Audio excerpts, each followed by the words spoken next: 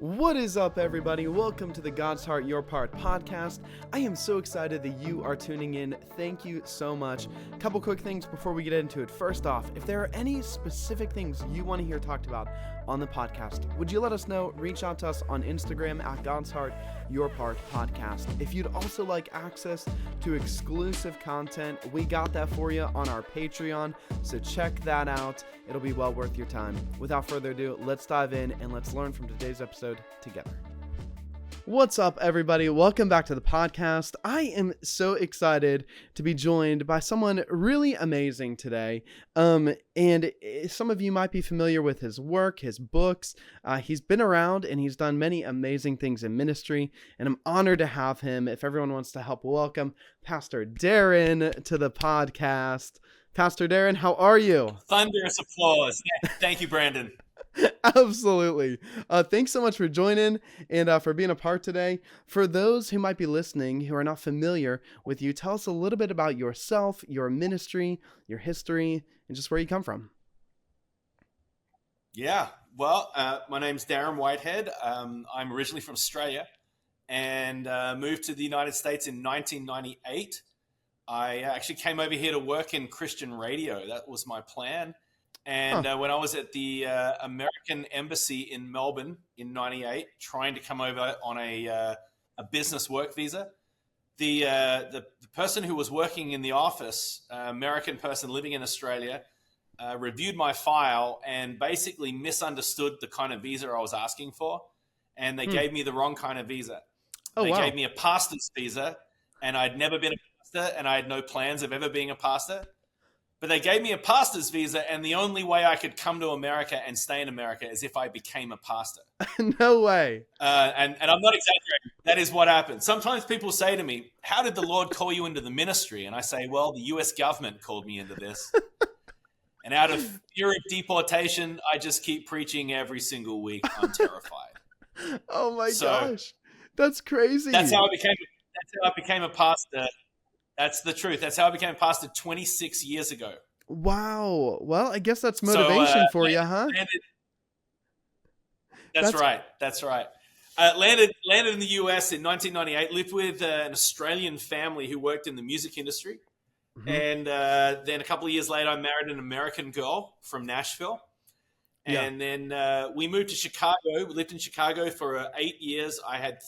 We had three daughters during that time. Yeah. They're now teenagers. Now I have 3 teenage daughters. There's always someone crying in my house. It's usually me. But I live with a house full of ladies. Yeah. And then in 2012, we moved from Chicago back to the Nashville area, and we planted Church of the City. Yeah. And we have now 3 locations in Church of the City.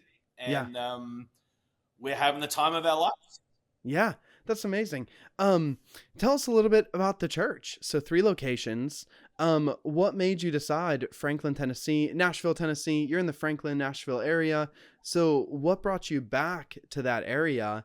And what was it like planning a church back in, what'd you say, 2012? 2012, yeah. So in 2012, the discussion at the top was how to reach millennials. There is less, millennials are, in their upper 20s and 30s now. But certainly millennials were college students back 12 years ago, and they were the least church generation at the time. And Nashville was the second city in America that they were all moving to. Of all the cities, millennials were just descending upon the Nashville area. And the Nashville area was growing like crazy, grew by 1 million people in 10 years. My gosh. So there are 22 learning institutions in the Nashville area. So you have all of these students who are moving, and then 40% of people who move to come to school here don't ever leave. They stay. So we just had this explosive growth in population of that age group. Yeah. And so we felt like that Nashville would be a strategic place for us to be planting a church. So we planted a church in East Nashville. It's more of an urban context.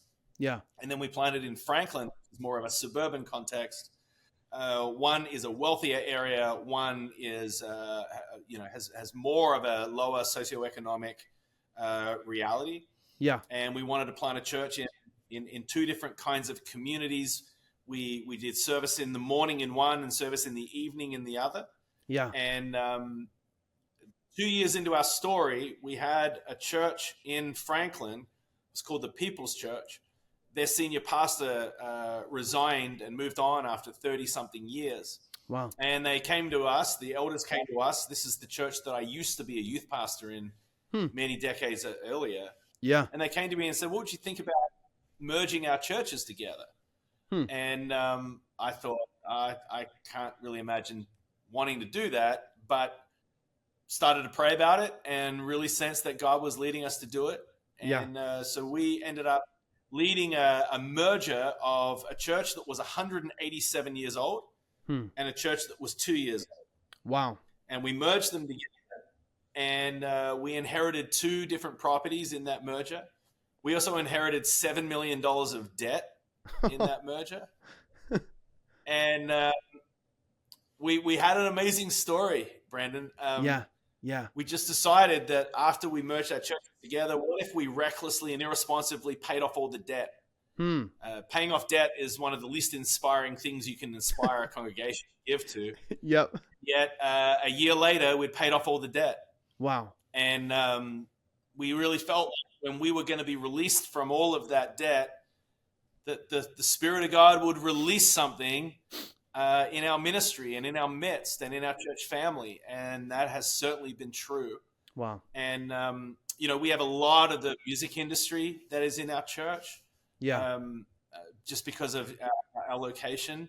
Sure. And we've seen some really remarkable things happen in these last handful of years. Most recently, we have just broken ground on a $50 million facility that is going to be serving the most vulnerable population of our community.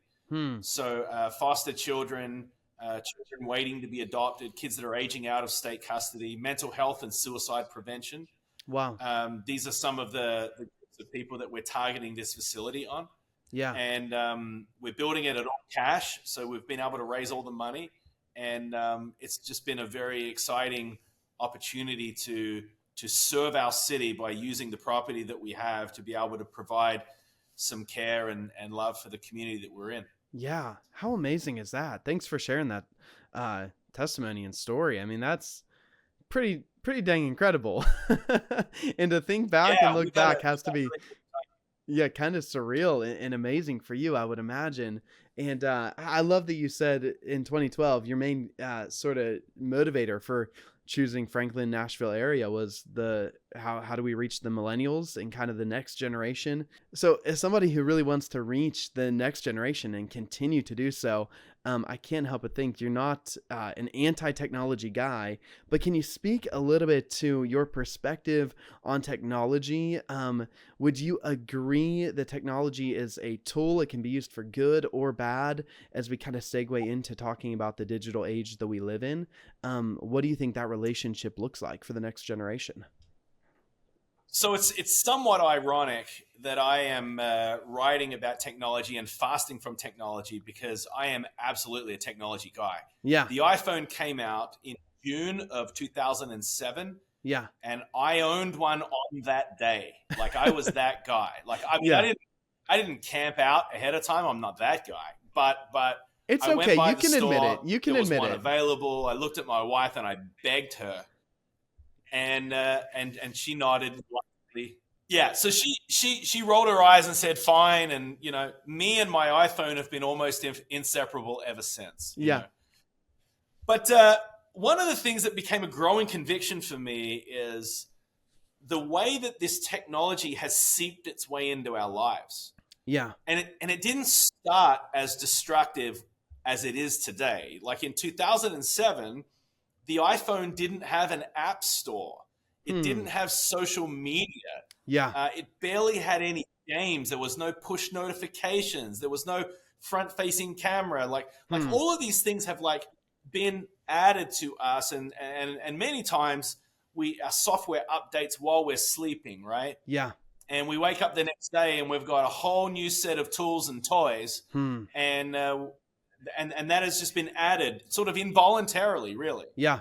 So over the course of time, iPhone came out in 2007. In 2008, the App Store was invented. In 2009, push notifications were all of a sudden invented.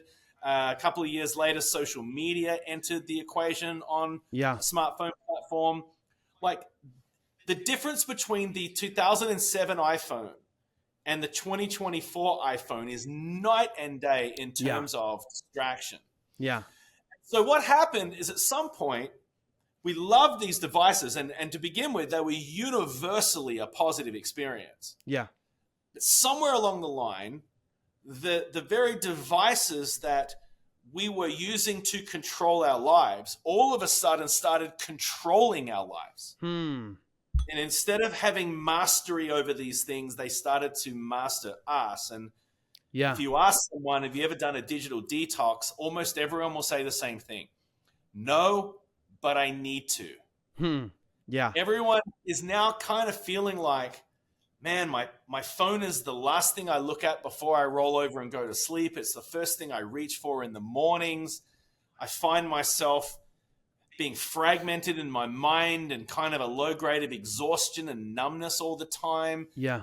These things can't be good for us. Yeah. And so there is like a little bit of a blowback on like, what can we be doing to have a more intelligent, healthier relationship with these devices? Yeah. Surely there's got to be something between addiction and Amish, right?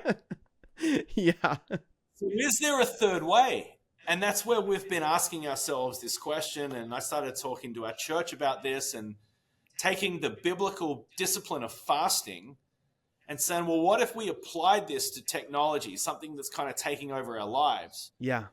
And lead our church on a season of stepping back from the distraction of our devices, turning up the devotion, and kind of saying, God, can we lower this so that we can turn up the voice of your Spirit for a season so that we can really hear from you? Yeah. And so that's what we've been doing as a church. And it's actually been a really remarkable experience. Yeah, that's amazing. So, and you get into all this in the book, and even just for anyone watching, the best place to probably buy it is probably Amazon. Is that correct? Yeah. Yeah. So you can buy it on Amazon. I'm assuming many other platforms as well. I just have it from Amazon. But within the book, you break all of this down, but I'd love for you to dive in maybe just on a high level. Why should somebody, or why should a church community consider a digital detox? Okay, so you talk about that and kind of moving your church towards that. But what are the benefits, practically speaking? Like, why should we do that? Yeah, so it turns out, and I didn't know this when I decided to do this experiment, but I stumbled on something that was really quite profound. Yeah. See, social scientists call our addiction to technology a collective action problem. What that means is that a society overall, we all know that these things are having a detrimental impact on our mental health. Yeah. Yet none of us individually want to step back from it for fear of missing out, right? We call that FOMO. Yeah. If you ask a teenager, hey, if Instagram is having a really negative impact on your mental health, why don't you just delete it from your phone? They'll say, I can't. All my friends are on it. Yeah. So individually, it is very difficult to step back from this technology, but collectively, it's actually a whole lot easier. So if all of your friends and your siblings and your parents and your grandparents and your small group and your church is all doing it together, it's actually remarkably easier. Yeah. Yeah. See, the way to address collective action problems is with collective action. And a church is the most ideal space to be able to actually do that. Yeah. So the digital fast is it's 4 movements. It's a 40-day experience of 4 movements. The first 10 days is to detach. And we encourage people to, what it looks like is remove all of the distraction apps off of your phone. So think about the apps on your phone through the lens of distraction versus utility. Not all apps are the same, right? I mean, if you're boarding a Southwest flight and you use the app, you don't then get on the flight and then play with the Southwest app for the next 45 minutes, right? You don't do that? Okay. Well, no, I don't do that, but maybe you do that. Maybe this. I'm with you. I'm with you. It's that you see. It's a utility app. Yeah.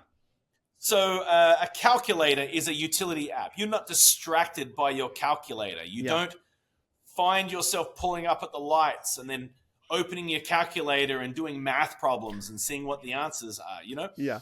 So that's a utility app. So a distraction app are things like social media and games and news apps and video apps, maybe Yeah. even email. These are the wormhole of distraction, the things that suck us in. Yeah. And then we come up for air 45 minutes later and we're kind of like, man, what happened to all that time? Yeah. Utility apps are things like phone and text and calendar and GPS and like the things that are not distraction apps, but they actually help you. Yeah. So we encourage you to take 40 days and remove all of the distraction apps off of your phone. Yeah. The first movement is to detach. The second movement is to discover, because what happens is 10 days into this, you start to feel less of the withdrawal from the dopamine hits, and you now start to feel like, oh, I'm now paying more attention to the people around me. I'm now more aware of how I'm feeling about certain things. Yeah. I can access the voice of God more than I used to be able to. Like how difficult is it to hear God's voice if every discretionary moment is filled with us doom scrolling cat videos, you know? So that's the second movement. You start to discover all kinds of things about the people around you and yourself and the voice of God. Yeah. The third movement is you start to delight. You start to feel better. Jonathan Haidt, who wrote The Anxious Generation, in an interview that I was having with him, he was telling me that like what happens is social media gives you an overdose of dopamine. Dopamine is the chemical in the brain that produces joy. And what happens is if you get dopamine hits over and over again, what happens is you stop feeling the effects of dopamine. You almost get numb to it. And so dopamine stops doing what it's supposed to do, bringing you joy and pleasure and levity. Yeah. If you remove that overload of dopamine for about 2 to 3 weeks, your dopamine receptors reset, and all of a sudden you start to feel joy again. And that's the brain science behind why it actually works, and it starts to be delightful. Yeah. I remember when I was in this season, I have a 13-year-old daughter who was bouncing on the trampoline outside, and she wanted me to follow her outside and watch her. And it's funny, Brandon, I was walking outside and I had this sense of like, man, I can feel the grass under my feet and it just feels delightful. And I can smell the air and I can look in there's a gentle breeze and the sun is about to set and I can hear the squeal and the giggle of my daughter. Yeah. I just had this conscious thought, like, I am so present right now. This is a better life. Yeah. Yeah. This is better than scrolling on videos, you know, or looking at TikTok. Like being present with the people you love is a better life. Yeah. So that's the third movement. The final movement is to determine. And that is the idea of like, I want to determine what is my relationship with technology going to look like long term. Yeah. After I've got through this reset, what do I want it to look like as I'm moving forward? And we encourage people to Marie Kondo their digital world. Marie Kondo is famous for helping people clean out their closets and get their lives organized, right? Yeah. And one of the questions that she encourages people to ask is you hold up a piece of clothing and you've got to ask this question, does this spark joy or not? If the answer is no, throw it out. If the answer is yes, then you keep it. Yeah. So at the end of the digital fast, I would encourage people to ask themselves the question, does Instagram back on your phone spark joy? Does TikTok, does Facebook, does Twitter, does Snapchat, do these apps spark joy? Or are you better interacting on with these apps in a different format, maybe on a laptop or maybe on a desktop computer or something that is not with you all the time? Yeah. One of the main problems we have with these devices is the frequency. You know, they become like an appendage. It's attached to our bodies. And so we check email 63 times a day. Wow. instead of twice a day. Hmm. Or we're scrolling on things without even making the conscious thought. We're standing in a checkout waiting for our groceries to be checked out. And without even thinking, we just decide, I'm going to flip open Instagram and I'm just going to start checking out what is everyone else doing. Yeah. Yeah. It's just not good for our mental health. Right. And, as a father of teenage daughters, the research they have now found is that the most destructive age of any demographic is a teenage girl going through puberty having social media. Hmm. In one sense, it's a little bit like, did you ever go to the House of Mirrors at a carnival Yeah. or at and you go into the House of Mirrors and you just see reflections of yourself, but you see exaggerated images of yourself. You see yourself Yeah. short, you see yourself wide, you see yourself really, really tall, you see certain body parts elongated or exaggerated. In one sense, social media for a teenager, particularly a teenage girl, is like being in the House of Mirrors. Hmm. And looking at an image of yourself compared to the image of someone else, and you're seeing a distorted image of yourself. Yeah. It is decimating self-esteem and self-image. And the result is girls cutting themselves. Mm-hmm. There is a rise in attempts of suicide and depression. Yeah. Like it is explosive. And it used to be that the research was inconclusive. It was what they would call maybe a correlation, but not a causation. What that means is, well, social media could be impacting people's mental health. Well, the research is now so clear that it is now social media is a causation. It is impacting people's mental health. Yeah. To the point where government is now in conversation about should we be getting involved Yeah. in legislating the access to this for minors. Wow. That is wild. And I think, thank you for explaining that, the why behind it, because it's easy in the day to day to just get swept up in everything. And I know even myself personally, so I'm 26, and even I think it's different for this next generation coming up. I didn't get my first phone until I think I was, 14, which is still relatively young, but now, smart technology starts at an iPad at 4 or 5, and you're just raised on it, right? So something I've definitely used in the past has been this excuse. And I think this might be relevant for some young people listening who aspire to, make a difference and do these things. We feel like in order to make a difference, we need a following. And in order to have a following, you need to be obsessed with media. You need to have it integrated into everything. And I just think that is so blatantly false. And it's a lie that we believe culturally that in order to advance the kingdom, you need to be obsessed with this. Really, I think God might be calling you to do what you're talking about, which is have a healthy balance, a healthy relationship and integration, but not to allow it to consume you. And a question I have for you, kind of around all of this, I think it's probably relevant, honestly, for every single person to do a digital fast and a digital detox. I actually don't know if you would say the same thing, but I think everybody should at least consider it, pray about it, and it would probably be valuable. But my question is, for that first phase, the detachment from the technology, I've heard research that says it is literally like going through withdrawal for some people. Like the addiction is that ingrained in you. And so what would you say to somebody who is saying, okay, I want to do this. I'm going to get the book. I'm going to go through this process. I'm going to have this healthy balance in my life, but man, can't seem to get to that detachment phase and keep stumbling in that season. What would you say to encourage them? So whenever you are trying to withdraw from something that you have some degree of addiction to, it is uncomfortable. Mm-hmm. And the way to heighten your likelihood of success is to limit your access so that when you're feeling weak, you don't have access to it. If you're trying to diet, you don't surround yourself with ice cream all day. In fact, what you try to do is get ice cream out of your house. Mm-hmm. So that when you're late at night or when you're hungry at some point, it's just not even an option. Right? Yeah.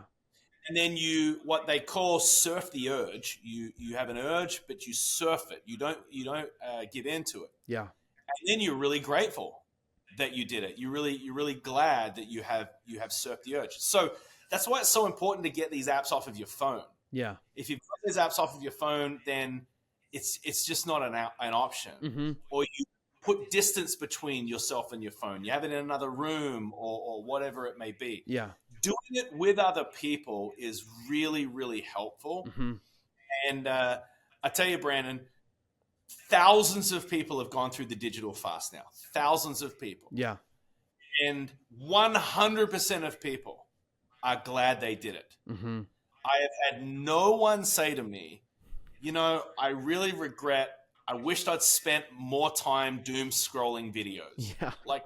Like no one regrets at all. Everyone is glad that they did it. Yeah. Yeah. And so doing it with other people and removing those apps, the distraction apps completely, will radically increase your success rate. If you are with other people, you're talking about it all the time, you're almost gamifying the entire experience. Yeah. I've had a lot of people say they thought it was going to be terrible, and it was so much easier than they thought it was going to be, particularly when you get those apps off your phone. Yeah, that's great. So I was talking to someone the other day, and she said we were talking about screen time, and she pulled up hers, and I kid you not, it was at 16 hours a day. The screen time, the average, which that blew. That may be the highest I've ever heard. It was wild. And she's saying, because you sleep with YouTube or whatever, playing, and I'm like, oh my gosh. So it's through the night and all this, but still 16 hours a day. How would you say, kind of maybe moving on to the next phases for somebody like that, right? It's baked in, it's locked into every aspect of life. What do you do with all the time that you're not spending doom scrolling, as you said, and just going from app to app to app? How do you steward that time for good instead of bad? And what do you do? So that's a great question. One of the keys to success in this is to not just create a void, mm-hmm. but to have an intentional plan on what you're going to be filling that time with. Yeah. So the call to a digital fast is not just putting something down. Yeah. It's picking something else up. Mm-hmm. It is turning down digital distraction and turning up spiritual devotion. Yeah. So the digital fast is a guide through all 40 days mm-hmm. where there is questions, prompts, there is devotionals each day, there's biblical text that you can study. Yeah. And it is a guide through each of the 4 movements of 10 days for all 40 days. Mm-hmm. And there is different opportunities and suggestions to be going out with people, to be calling people, to be planning the way that you're going to use your time. Yeah.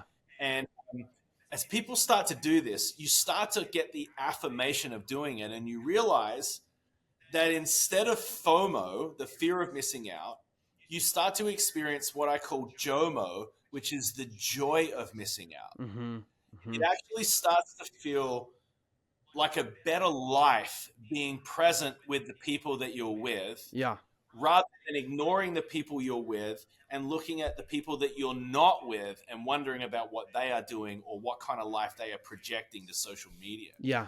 It's interesting to me, social media, this is really subtle and it's just sort of happened under our eyes. But when social media was invented, it was originally called social networks. Uh-huh. And, like Facebook was a social network. It was all about connecting with other people. Somewhere along the line, we stopped calling it a network and we started calling it a platform. Are you on that platform? Yeah.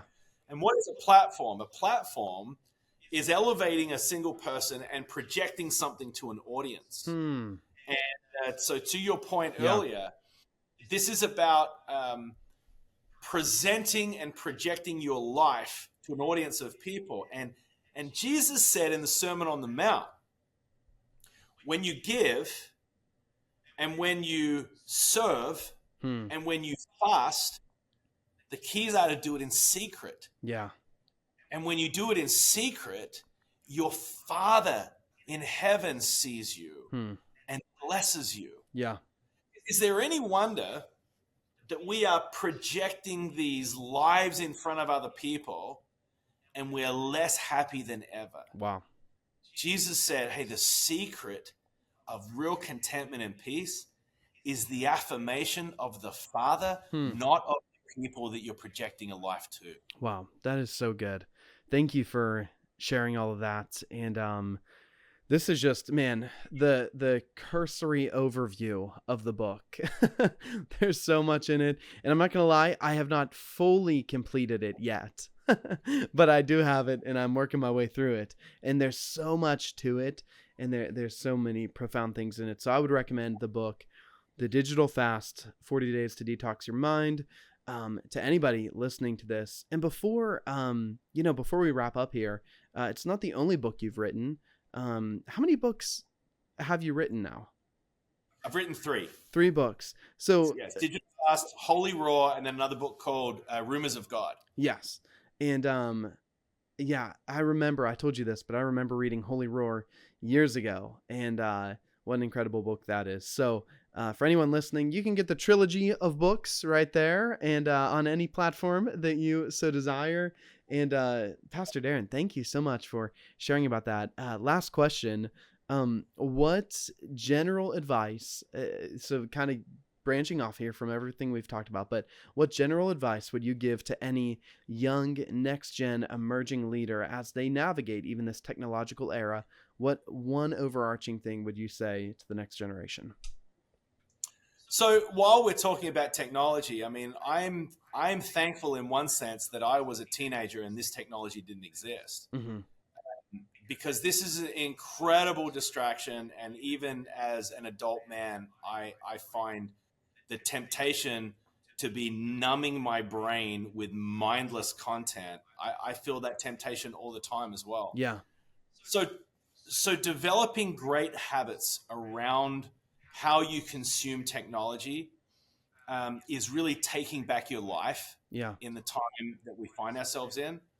So I would say, as a leader, as you are thinking to the future, be very careful about what you consume, because what you get into gets into you. So whether that be something you're watching on Netflix, whether that be your social media feed, it's interesting that we call it a feed, right? A social media feed. Yeah. It's like it becomes a diet. It becomes something that is inside of us, and that is shaping us and forming us in ways that we are not even aware of. Wow.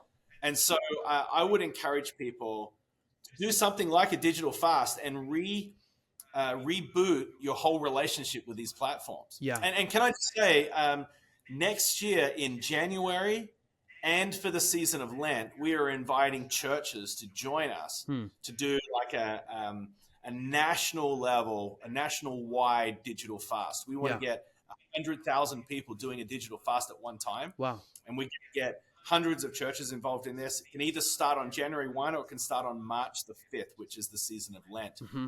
And if you want to know more about that, you can go to Digital Fast 2025. Yeah. And talk to your pastor, talk to churches, whatever, about joining us to be a part of this. That's amazing. What a great initiative. Man, you've always got something going on. I'm so glad the government made you be a pastor. That's right. That's the greatest decision they ever made.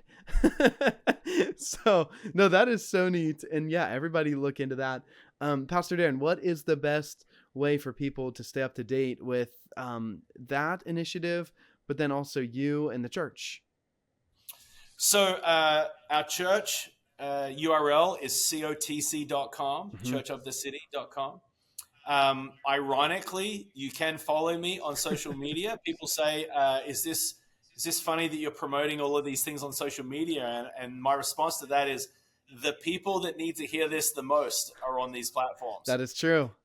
So, if you're going to have your feed having something, it might as well be this. So yes. Yeah, let's get salt and light in the middle of the darkness. Come on. Most certainly. I think there's a difference between consuming content and creating content. Mm-hmm. And I want to create content that is going to inspire people to have a healthier relationship with technology. So you can find me on all of the platforms just at Darren Whitehead. Yeah, amazing. Thank you. And yeah, to just again to kind of wrap up everything we're saying, it is not technology. Once again, it is not inherently evil, inherently bad. A huge part of my story and my testimony is when I was 16, I started listening to just preacher after preacher after preacher, and I found that on YouTube, right? And I'm so grateful, and to this day, I'll subscribe to so many, but it feeds my soul, and it genuinely brings me closer to the Lord. And so it has a lot to do as well. We didn't get into this nuance, but as you're reintroducing technology after, I think it is really important to look at not just how much you're using technology, but also, like you're saying, what things are you following? What things are you allowing on your feed? Because they can feed your soul or they can destroy it. And so thank you so much for sharing that. It's a very nuanced topic because it's not all bad, but we have to know how to navigate in this world we live in. So I appreciate your time. Everyone, follow along, get the books, read up, do the digital fast. If you can, do it in a group. I love the idea. Pastor Darren, thank you so much for your time. It's been a real blessing. Thanks so much for having me, Brandon. God bless you. Yes, sir. You as well. Take care. Everyone listening, we love you. See you next time. Bye.